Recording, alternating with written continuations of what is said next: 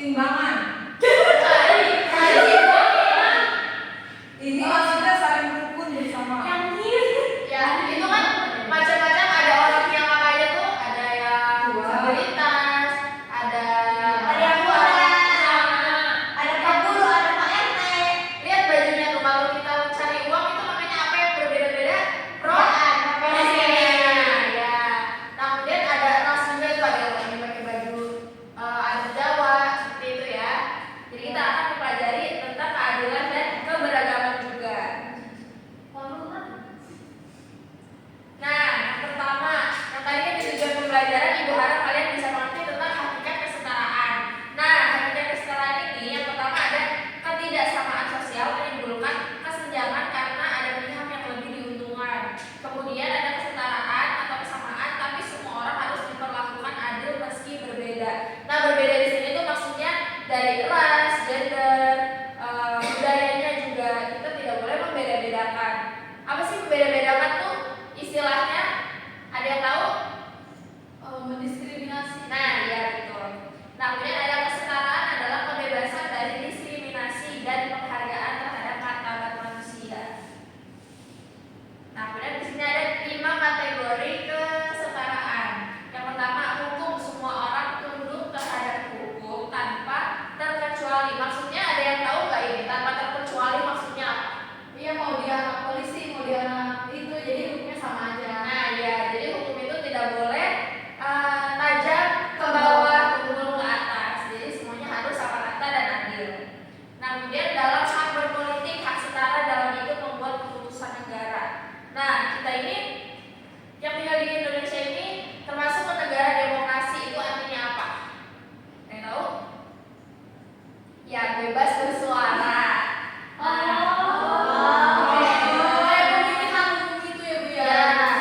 Kemudian di politik juga, di sini tuh kalau misalnya ada diskriminasi, ada gender perempuan dan gender laki-laki. Nah, itu harus memiliki kesetaraan dalam berpolitik yang sama. Jadi jangan mentang-mentang seorang perempuan aneh untuk menjadi pemimpin. Kita sebagai perempuan juga boleh menjadi pemimpin, oke? Oke. Kemudian yang ketiga ada sosial. Tak ada anggapan bahwa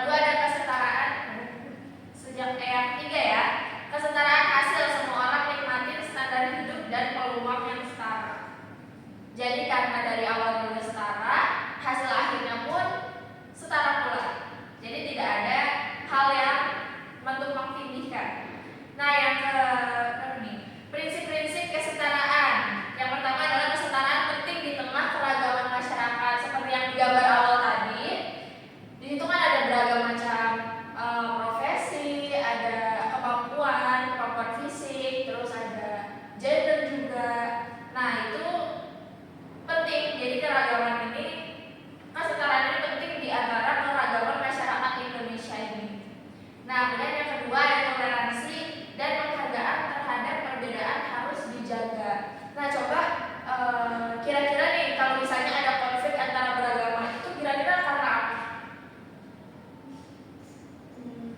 Pasti itu karena ada pengabaian kesetaraan. Jadi misalnya ada yang tidak toleransi, misalnya kok cara berdoanya beda, kok pakaian yang dipakai beda, gitu. Kita hanya perlu menghormati. Nah, kemudian ada hak atas pendidikan, pekerjaan, dan kedudukan secara adil. Nah, coba kalau zaman dulu tuh, kita kan sebagai perempuan sejarahnya itu susah sekolah karena dianggapnya kita harus di dapur gitu kan kerjanya. Nah, sedangkan di zaman sekarang ini hak atas pendidikan, pekerjaan, dan kedudukan sudah dilakukan secara adil meskipun mungkin masih ada konflik-konflik kecil seperti itu ya. Nah, kesetaraan ini juga diatur dalam Undang-Undang 1945 di pasal 27 yang berisi yang pertama, semua warga negara setara di mata hukum. Yang kedua, berhak atas pekerjaan dan kehidupan yang layak. Yang ketiga, wajib ikut membela negara.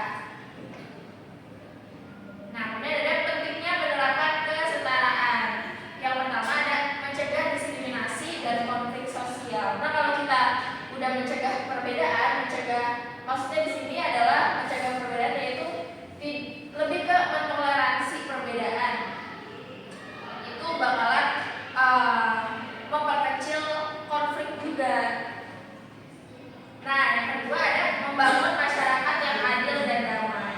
Nah, kalau misalnya sudah tidak ada diskriminasi, itu bakal memperkecil konflik dan akhirnya membangun masyarakat yang adil dan juga damai.